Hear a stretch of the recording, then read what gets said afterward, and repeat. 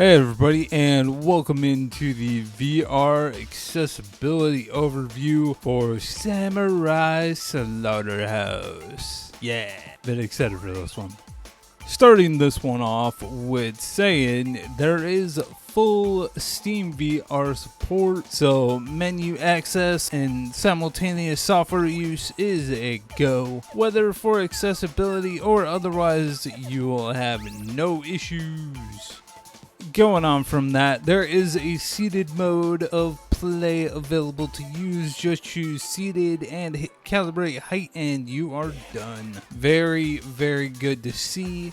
When it comes to changeable controls, there are multiple settings you can change, from the thumbsticks being changeable to southpaw or left-handed, whichever name you know it as more, to being able to set grabbing to a toggle and easy sheathing for putting your sword back in its sheath. Speaking of movement, in this game, smooth movement and teleport are a mix. While here you can still technically play and only use the teleport that is used as a dash or a way to climb to reach higher elevations, you can also use the smooth movement and teleport dash combined to really get around places super quick, which is actually pretty cool. For turning variations, however, you only have smooth movement at the time of recording this and at the time I typed this text overview back in January. Seems to still be the same. There are vignettes to help for moving and turning to help with comfort, so you can be assured that maybe if you're newer to VR especially, something is there to help you along. If you have seen gameplay or screenshots at all, this should come as no surprise, but there are no colorblind modes in Samurai Slaughterhouse. With the game having a black and white manga aesthetic with bits of color in certain things, I don't think colorblind modes would have been too doable at all. With that said, however, if you are on a MetaQuest headset for standalone VR and you want to try it and see what a colorblind mode, how a colorblind mode would go, then go into the accessibility section in the system settings of the headset, then go under visual and then under color correction. From there, you will be able to choose from the 3 colorblind modes seen more and more in non-VR games these days. And I will add a little side note that if you do activate any of the 3, it is also headset wide. So whether in game or out of game, it will change in and out the necessary colors depending on what setting you chose. Closed captions are, however, all good in the game as there are speech bubbles every time a character speaks, so it's not a worry anymore with this one. The last no, because sadly there is another one that you're going to be hearing in this overview, is that there are no difficulty modes to this game. You just start up a new game and go. From what I've played so far, if you stay moving and keep an eye on your sword or whatever weapon you're using, you should be fine. Sometimes you might accidentally lose it, which is why I say definitely keep an eye on it. I do realize that no choice on difficulty can sometimes be a bit of a wall for some, which is of course why I make sure to always mention it in these overviews, as well as just in the notes in general. And we are at the final thing. If you've seen my overviews before, you know what I'm going to. If you haven't, we are going into arm and upper body movement. And this game should not be a surprise if you've been watching the gameplay in the background as I've been talking. It's full. It is 100% a full.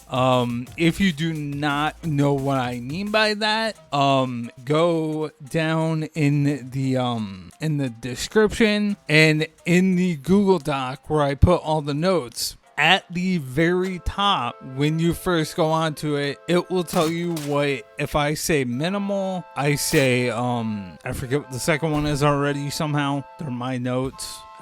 Can't believe I forgot it. But if I say any of the three, full being one of them, it has to deal with like how much you'll still have to move your upper body and your arms to be able to play the game.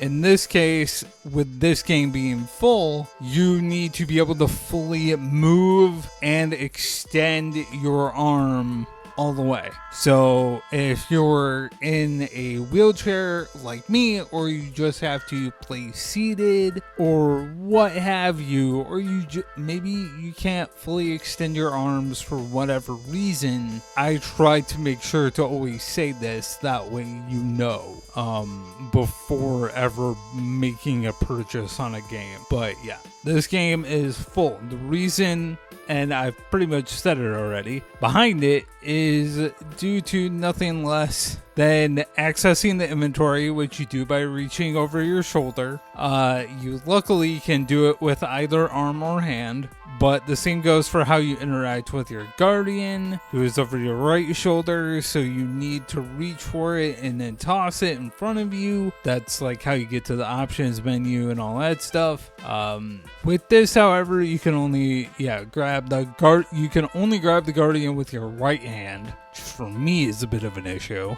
But it might be an issue for you or somebody that you know as well. But yeah, without a doubt, all that stuff, and then add on top of that the combat, and yeah, this game is a full 100%, no buts about it. And yeah, so if that is the make or break for Samurai Slaughterhouse for you, I am deeply sorry. This game is, it probably looks cool. I'm probably not making it look the best, but I'm, mediocre. But, but hopefully this overview helped you, or maybe you think it'll help somebody that you know. That's why I make if I'm going to go through everything to figure out if I can play a game or not, why not make it public? Why not make these videos and make the notes that are on the Google Doc and all that stuff? It's like, let others know about it. Tons of people with disabilities or limitations in the world and that are in the VR space or want to be in the VR space. So, they should be able to find sources to figure out if they can play it or not. But yeah, that is going to be the end of the overview. Hopefully this, like I already said, I'm finding out that I'm repeating myself. But yeah, hopefully you have a great day or night whenever you happen to be watching this. And I will see you later. All right. Bye.